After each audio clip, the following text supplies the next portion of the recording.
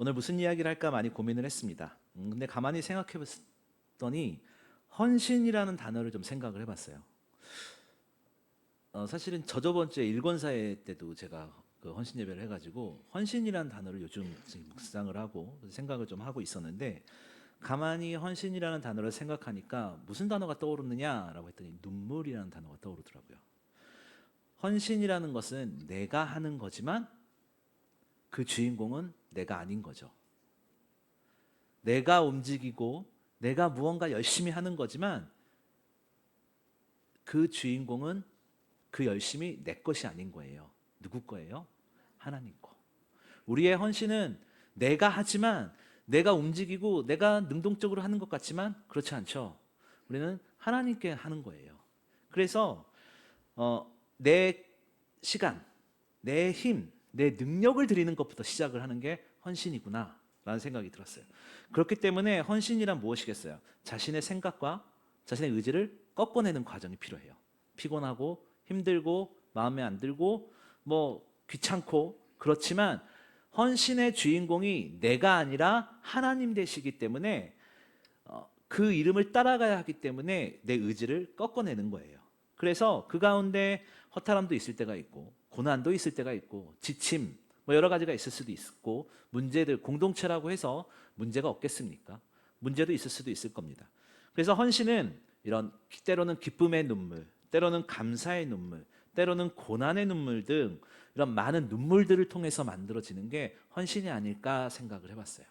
왜냐하면 내가 영광을 받고 내가 나타나는 것이 아니라 온전히 나의 헌신은 하나님을 드러내고 하나님을 나타내고 하나님의 이름을 영광스럽게 해야 되기 때문에 우리의 의지와 이런 내 환경과 상관없이 그분께 맞춰져야 되기 때문에 우리의 눈물과 고난과 고통이 뒤따른다라는 것을 생각을 해봤어요. 그래서 눈물이, 그 뒤에는 반드시 눈물이 따르겠구나.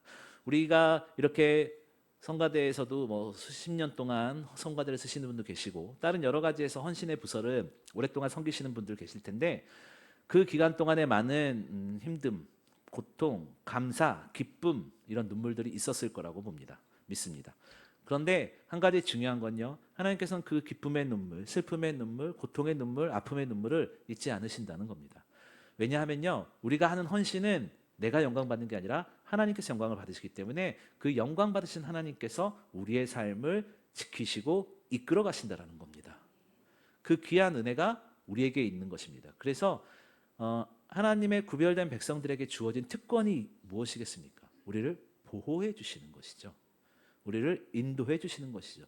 우리는 하나님께 영광을 돌리고 하나님께 우리의 마음과 우리의 삶을 드린다면 하나님께서 우리를 지키시고 보호하시고, 이스라엘 백성들이 출애굽 가운데 광야에서 수없이 죽을 만한 많은 위기가 있었지만 하나님께서 그들을 보호하시고 지키셨던 것처럼 오늘 우리의 헌신이 헛되지 않은 것은 하나님께서 우리를 지키시기 때문입니다. 우리 빌립보서는, 오늘 빌립보서를 보았는데요, 빌립보서는 빌립보 교회를 향한 바울의 편지죠. 특별히 빌립보서는 바울의 간절함을 아주 보여주고 있어요. 오늘 18절 중간쯤 보니까 눈물을 흘리며 말하노니 이렇게 말을 합니다. 이 눈물의 편지다라는 것이죠. 이 얼마나 간절함이 드러났으면 눈물까지 흘릴까라는 생각이 들었어요. 바울이 눈물을 흘리며 편지를 쓰는 것이 뭐 여기 한 군데만 있는 건 아니었어요. 고린도서 2장 4절을 보면 바울이 고린도 교회를 향해서 이렇게 이야기를 하는데, 내가 큰 환난과 애통한 마음이 있어서 많은 눈물로 너희에게 편지를 썼다 이렇게 얘기를 해요. 어려움과 고통이 있어서 눈물로 편지를 썼는데 이것은 걱정해 달라는 게 아니라 너희를 향하여 넘치는 사랑이 내가 있기 때문이다, 이것이에요. 고린도 지역이 환난과 타락의 문화 가운데 있었기 때문에 그것을 보면서 안타까워서 그 눈물을 흘리며 쓴 편지가 고린도전서, 고린도후서잖아요. 그래서 바울의 그 눈물이 그거였어요. 오늘 본문 빌립보서에서는 바울이 왜 눈물의 편지를 쓰고 있는지 한번 살펴볼 텐데, 바울은요 늘 예수 그리스도를 닮으려고 노력했어요. 늘 하늘의 소망을 품었기 때문에 가능했던 겁니다. 우리가 하늘의 소망을 품지 않으면 이 땅의 소망을 품기 때문에 이 땅의 것을 쫓아가다 보면 실패하고 실수하고 잘 안 될 때마다 우리는 상처를 받을 수밖에 없어요. 하지만 우리가 하늘의 소망을 두고 있다면 우리를 이끄시고 완전하게 우리를 보호하시고 저 천국으로 인도하실 하나님에 대한 확신이 있다면 우리가 이 땅에서 넘어졌을지라도 다시 일어설 수 있어요. 왜냐하면 우리의 끝은 다르기 때문이죠. 그래서 바울은 늘 하늘의 소망을 품고 살았기 때문에 바울은 예수 그리스도를 늘 닮으려고 노력했던 사람입니다. 그래서 나의 나 된 것은 주님의 은혜다라고 이야기를 하고 표대를 향하여 달려갔던 사람이 사도 바울이었어요. 헌신이 무엇이겠어요? 예수 그리스도를 향해서 하나님의 영광을 향해서 뛰어가고 달려가고 걸어가고 그곳을 향하여 가는 사람들이잖아요. 사도 바울은요, 항상 현재들아 너희는 나를 본받으라라고 이야기를 하고 있어요. 사도 바울은 자신이 온전하다 생각한 것이 아니었어요. 그는 신앙의 완성에 이른 것이 아니라 그리스도라는 표대를 향해서 지속적으로 뭐 1년만 달려간 것이 아니라 지속적이에요. 신앙은 지속적이어야지 돼요. 잠깐 봉사, 잠깐 헌신 누구나 할 수 있어요. 그런데 진짜 위대한 것은요, 인생의 길에서 여러 가지 환경도 만나고 여러 가지 문제도 만나지만 그럼에도 불구하고 나를 지으시고 인도하신 분이 하나님이심을 믿고 살아가는 거예요. 오늘을 살아가고 또 내일의 소망을 바라보는 사람들, 이것이 성도들이고 헌신자들이라는 거예요. 바울은 빌립보 교회 성도들이 자신이 다른 것이 아니라 예수 그리스도라는 표대를 향해서 지속적으로 달려가는 것을 본받아야 된다라고 빌립보 교회 성도들에게 말을 하고 있는 겁니다. 그리고 오늘 저와 여러분에게도 말을 하는 거예요. 바울 시대 또 오늘 우리의 시대에 너무나 많은 성도라는 크리스찬들이 예수 그리스도라는 제자라는 이름을 가졌지만 그들이 진정한 제자로 거듭나 있는지 우리가 한번 점검해 볼 필요가 있어요. 바울은 그들을 가르쳐서 18절을 보니까 제자인 척하는 사람들을 그리스도의 십자가의 원수로 행하는 자 이렇게 말을 하고 있습니다. 주님과 원수된다는 것이 무엇이겠습니까? 주님과 반대편에 쓴 자들이겠죠. 여러분, 제자가 무엇일까요? 존 스토트 목사님의 제자도라는 책을 보면 이런 말들이 있어요. 뭐 여러 가지 제자의 자질에 대해서 이야기를 하지만 간단히 말하자면 세상에 순응하지 않고 세상과 다르게 사는 사람들이래요. 세상에서 똑같이 일을 하지만 생각이 다른 사람들, 방향이 다른 사람들. 세상의 사람들은 내가 어떻게 쓰고 어떻게 먹고 어떻게 누릴까에 집중한다면 우리는 세상 사람들과 똑같이 살지만 내가 어떻게 주를 위해서 그 영광을 드러내며 살까라고 고민하는 사람들이래요. 참된 제자는요, 죽는 것에서 시작해요. 여러분, 열매를 맺으려면 씨앗이 어떻게 되나요? 썩어져 죽어야 돼요. 그래야 열매가 맺습니다. 씨앗이 죽어서 썩어지지 않는다면 열매는 맺어질 수가 없어요. 우리의 신앙인의 원리도 똑같아요. 우리가 전부 다 한 명 한 명이 있지만 100명이 있으면 한 마디씩만 해도 100명의 말이잖아요. 100단어잖아요. 여튼 우리가 성도라는 이름으로 헌신이라는 이름으로 있을 때는 내가 하나님을 향해서 세상을 향해서 우리 믿음의 공동체를 향해서 죽어졌을 때 그것이 썩어지고 열매 맺는다라는 거예요. 우리는 그렇다면 점검해 봐야 돼요. 나는 제자일까 아닐까? 나는 하나님의 이름 아래, 하나님의 그늘 아래 죽어져 있는가? 우리는 생각해 봐야 된답니다. 우리는 남을 위해서 죽기는커녕 손해도 안 보려는 게 어쩌면 연약한 우리들의 모습일지도 몰라요. 그런데 열매를 맺으려면 죽어야 한대요. 좀 더 쉽게 간단히 얘기하자면 예수님을 닮는다는 것, 그것은 예수님과 함께 살아간다는 것이고요. 예수님께서 죽으셨던 것처럼 우리의 자아가 죽어야 된다는 거예요. 세상은요, 딱 두 가지를 얘기해요. 네 편, 내 편. 그런데 이거는 뭐 크게 틀리다라고 이야기할 수는 없지만 잘못된 거라고 생각해요. 네 편, 내 편이 어디 있겠어요? 편을 나눈다는 건 두 개 중 하나 이런 거잖아요. 우리 성도들에게는 두 가지가 아니에요. 오직 하나, 예수 그리스도 편에 서는 것밖에 없는 거예요. 네, 우리에게는 선택권이 없다라는 거예요. 왜냐하면 하나님께서 우리를 불러주셨잖아요. 우리를 택하셔서 불러주셨기 때문에 우리에겐 선택권이 없어요. 선택권이 없는 사람들은 어떻게 해야 되겠어요? 우리는 하나님을 위해서, 주를 위해서 죽어야죠. 헌신은 주를 위해 달려가는 것이기도 해요. 죄로 인해 죽은 우리가 무슨 선택권이 있겠어요? 그런데 우리는 자꾸 우리가 선택하려 해요. 우리는 한 길 가는 성도들인데, 한 길 가는 신앙인들인데 자꾸 여러 가지 길을 통해서 빨리 가려고 하고 돌아가려고 하고 그런 것이 우리들의 모습인 것 같아요. 빌립보 교회 안에서도 주님을 본받으려 노력하는 사람들이 있었지만 그렇지 않고 육체의 정욕을 쫓았던 사람들이 있어요. 오늘 본문은 아니지만 빌립보 3장 2절을 보면 개들을 삼가고 행악하는 자들을 삼가하고 손할례당을 삼가라 이런 말이 있어요. 이게 무슨 이야기냐면 거짓 교사를 경계하라라고 말을 하는 겁니다. 바울은 자신을 본받으라고 이야기하는 것이고 다른 거짓 교사를 따라가지 말아라 이렇게 얘기를 합니다. 거짓 교사들은요 마음에 드는 이야기를 해요. 괜찮은 이야기를 해요. 꽤 그럴싸한 이야기를 해요. 내가 우리의 죄책감을 떨쳐내는 이야기들을 해요. 근데 그렇지 않죠. 성경은 그렇지 않아요. 우리에게는 성경에서는 우리를 자꾸 갱신하라고 해요. 회복하라고 그래요. 회개하라고 그래요. 왜요? 나에게 맞춰 있던 시선을 하나님께로 돌려야 되니까. 우리는 주님 한 분만으로도 만족하고 기뻐해야 된다라는 찬양도 하지만 그것이 우리의 삶에 적용이 되어야 된다는 겁니다. 빌립보서 4장 4절을 보니까 주 안에서 항상 기뻐하라. 내가 다시 말하노니 기뻐하라라고 말을 하고 있어요.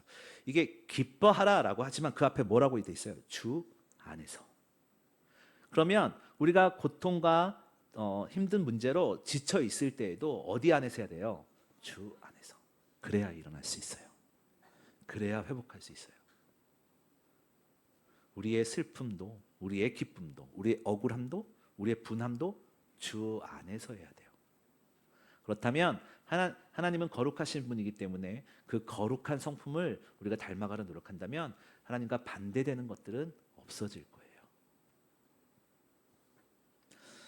거예요. 바울은 오늘 십자가의 원수들에 대해서 이야기를 좀 하고 있는데 그걸 좀 더 보면 18절에 보면 어떤 이들은 십자가의 원수라고 이야기를 하고 어떤 이들이 주님의 원수겠습니까? 당시 빌립보 교회는 초대교회 중에서 마게도냐 지역에 최초로 세워진 교회가 빌립보 교회예요. 사도행전 16장에 보면 배경이 좀 나와 있는데 우리가 잘 아는 옷감장사 루디아가 등장합니다. 루디아가 바울의 설교를 듣고 믿기 시작하면서 시작된 교회가 이 빌립보 교회예요. 당시에 이 지역은 로마의 지배를 좀 받고 있었던 지역입니다. 즉 여러 종교가 혼합된 그 도시 안에 정말 많은 종교들이 들어왔던 지역이 바로 그 지역이었어요. 그 가운데 빌립보 교회가 시작된 것이죠. 바울은 자신과 비교해서 거짓 교사들, 거짓 선생들을 조심하라고 그들이 십자가의 원수들이다라고 이야기를 하는 거예요. 그들의 마지막이 무엇이라고 오늘 본문에 이야기를 하냐면 멸망이다라고 이야기를 하는 거예요. 십자가의 원수들은 멸망이다라는 것을 이야기하는 거예요. 땅의 것을 생각하고 사람들을 미혹하고 멸망의 길로 가는 것이다라고 이야기하는 겁니다. 여러분 어떤 교회가 좋은 교회라고 생각하십니까? 많은 사람들이 모이는 교회가 좋은 교회일까요? 아니면 좋은 시설이 갖춰진 교회가 좋은 교회일까요? 물론 좋은 교회죠. 하지만 우리가 좀 더 깊숙이 생각해 보면 좋은 교회라는 것은 우리의 성도 한 명 한 명의 삶 속에서 예수님을 닮아가려고 몸부림치며 사는 사람들이 모이는 곳이 좋은 교회예요. 우리가 하나님의 리딩 지저스 있잖아요. 이제 제가 요지물들한테 이렇게 자꾸 왜 안 읽냐 이렇게 막 이런 얘기를 하면 뭐 어렵다, 힘들다, 알지도 못하는 사람이 왜 이렇게 많이 등장하냐. 내 친구들의 이름도 모르겠는데 성경의 이름. 우리가 성경을 왜 읽겠어요? 성경을 통해서 내 자신을 바라보고요. 성경을 통해서요. 또 그 말씀을 내 삶에 적용하는 거예요. 그리고 예수 그리스도를 닮아가는 거예요. 그래서 서로에게 본이 되는 사람들이 모이는 교회. 서로에게 하나님 예수 그리스도의 그 말씀을 삶에서 드러내려고 노력하는 사람들이 모이는 교회. 그 교회가 정말로 좋은 교회죠. 그리고 기쁨으로 주의 일에 헌신하는 사람들이 모이는 교회가 좋은 교회입니다. 우리 성가대 헌신 예배로 이렇게 드리는데 매주 아침마다 와서 연습하고 찬양하고 또 끝나고 연습하고 이게 쉬운 건 아닐 거예요. 분명히 쉽진 않죠. 주일날 일주일에 하루 쉬는데 와서 예배 맨 앞에 앉아가지고 얼마나 힘들겠어요. 그리고 일찍 와서 연습하고 끝나고 연습하고 그런데요. 진짜로 좋은 교회는 기쁨으로 헌신하는 내가 기꺼이 헌신하는 사람들이 모이는 교회가 좋은 교회래요. 우리 우이제일 교회가 좋은 교회인 줄 믿습니다.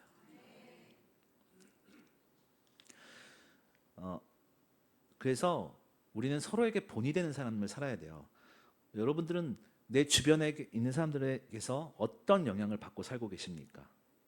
아니면 또 어떤 영향을 미치면서 살고 있습니까?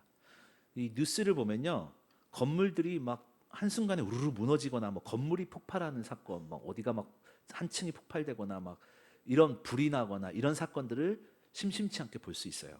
그 이유가 무엇이냐면 먼저 자기가 맡은 본분을 다하지 않았기 때문이에요. 건축을 하는 사람이 잘 안 지었거나, 무언가 가스나 이런 거를 관리하는 사람이 잘 안 했거나, 무언가 자신의 일들을 잘 감당하지 못했을 때 누군가가 치명적인 피해를 입는다라는 거예요. 맡은 일을 다하지 않으면 그 결과가 그렇게 된다는 겁니다. 17절을 보면요, 나를 본받으십시오, 이런 거예요. 이렇게 얘기하는 거예요. 17절은 나를 본받아라 라고 이야기하는 거예요. 사도 바울은 자신이 예수 그리스도를 향한 표대를 향해 뛰어가는 것처럼 너희도 내가 하는 것처럼 그 표대를 향해 뛰어가라 라고 하면서 영향력을 미치고 있는 거예요. 여러분, 영향력을 미친다는 게 무엇이겠어요? 내가 대충 살고 내 마음대로 산다면 그게 어찌 영향력이 미치겠어요? 그런데 사도 바울이 이렇게 얘기한 것은 다른 것이 아니에요. 내가 예수 그리스도를 향해서 따라가고 좋아하고 그 닮아가고 드러내는 것을 너희들도 해라라는 거예요. 제가 오늘 그 중고등부 아이들한테 이런 질문을 했어요. 그 설교하다가 여러분, 내가 질문이 하나 있는데요. 여러분 6일 동안 학교 다니고 학원 다니고 열심히 하다가 토요일 날 저녁에 미치도록 내일 교회에 가고 싶은 사람, 주일 저녁 되면 교회 예배 드리고 싶어서 정말 막 머리털이 빠짝빠짝 쓸 정도로 미치도록 좋은 사람 손 들어봐 라고 그랬어요. 아무도 안 들 것 같아서 제가 손 들지 말라고 그랬어요. 딱 눈치를 보니까 아무도 안 들 것 같아서 제가 그만 손 들지 마세요. 네, 그랬어요. 여러분, 헌신한다는 것은 내가 하나님을 향해서 봉사하고 내 시간과 내 수고를 드리는 것을 통해서 기대가 돼야 되고요, 기쁨이 넘쳐야 되고요, 내가 하나님의 기쁨 되기를 소망해야 돼요. 그래서 우리 특별히 뭐 성가대와 많은 헌신자들이 계시지만 토요일 저녁이 되면 내일 하나님의 이름을 높여드리기에 기뻐하는 우리 성가대가 됐으면 좋겠어요. 여러분, 우리는 주민등록증을 발급받죠. 이것은 무엇이겠어요? 대한민국 국민이라는 증거입니다. 외국에서 여권을 잃어버리면 어떡합니까? 한국 대사관을 찾아가죠. 왜냐하면 우리를 보호해 주기 때문이죠. 우리의 신앙인의 영적 시민권은 20절을 보니까 하늘에 있다라고 이야기를 합니다. 그리스도를 믿는 우리들은 이 땅에 있는 동안에 고향을 떠난 이방인들이에요. 우리가 이 땅의 것에 열심히 최선을 다해서 살아야 하지만 그것에 목숨 걸고 너무 집착하지 않아도 될 이유가 이곳은 우리는 종착지가 아니기 때문이에요. 이 땅은 종착지가 아니라는 거예요. 왜냐하면 우리는 저 하늘에 우리의 소망이 있기 때문입니다. 우리는 이 땅의 길이 아니라 하늘의 길을 소망해야겠죠. 당연합니다. 그렇기 때문에 우리가 예배하고 그 이름을 높여드리는 겁니다. 그러면 우리가 기도가 바뀌어야 되겠죠. 내가 원하는 것 이런 걸 통해서 하나님 내가 원하는 걸 이루어 주세요가 아니라 하나님, 내가 이런 것들을 이루므로써 하나님의 이름이 드러날 수 있게 해주세요. 하나님의 영광이 드러나게 해주세요. 내가 이렇게 헌신하는 것이 내가 주인공이 아니라 하나님이 주인공이시기 때문에 하나님이 드러날 수 있게 해주시고, 내가 세상 가운데 무언가 잘 되는 것이 내 가족이 잘 되는 것이 아니라 그 잘됨을 통해서 하나님의 이름이 드러날 수 있게 해달라고 우리는 기도해야겠죠. 이것이 헌신자의 기도라는 겁니다. 그리고 그러면서 우리는 다시 오실 주님을 기다려야 돼요. 왜냐하면 언제 오실지 모르니까. 우리가 주어진 일들을 감당하면서 우리가 바울의 눈물의 편지를 기억해야 돼요. 내가 명하노니 나를 본받아라. 어떻게? 예수 그리스도의 표대를 향해서 쫓아가는 나를, 너희도 예수 그리스도를 쫓아가라. 그에게 고개를 돌려라 라는 것이죠. 나를 향해서 달려가던 길을 고개를 돌려서 나와 함께 동행하는, 나를 인도하시고 나를 책임지시고 나를 보호하시는 예수 그리스도를 향해서 눈을 돌려라라는 거예요. 그래서 속도가 아니라 방향이 중요하다라는 이야기를 하잖아요. 잘못된 길로 아무리 가면 뭐 하겠습니까? 제가 전도사 때 그 수양관이 있었어요, 교회에. 근데 되게 멀었어요. 충북 제천이었어요. 저는 그래서 한 번은 길을 가는데 그 이제 그때는 내비가 이렇게 막 잘 켜고 다니고 그러지 그 핸드폰 내비가 이렇게 활성화되어 있지 않을 때였어요. 그래가지고 그냥 그 자동차의 내비 켜고 가는데 업데이트를 안 한 거예요. 그랬더니 그냥 모르겠으니까 표지판을 보고 달려갔어요. 네. 길을 잘못 들어가지고요. 산골짜기에서 차가 멈추더라고요. 그래가지고 여러분 박달재라는 데 아세요? 제가 난생 처음으로 그때 한번 그 언덕에서 박달재 그 언덕 가면 지금 모르겠는데 한 20여 년 전에는 그 박달재 그 고개에서 노래 나왔어요. 그 울고 넘는 박달재 그 동상 있고요. 진짜로 그랬어요. 그랬어요. 방향이 잘못되면 그렇다라는 거예요. 여러분 무엇을 향해 달려가고 계십니까? 어디를 향해 뛰어가고 계십니까? 무엇을 생각하며 살아가고 계십니까? 어떤 기대감을 가지고 헌신하고 계십니까?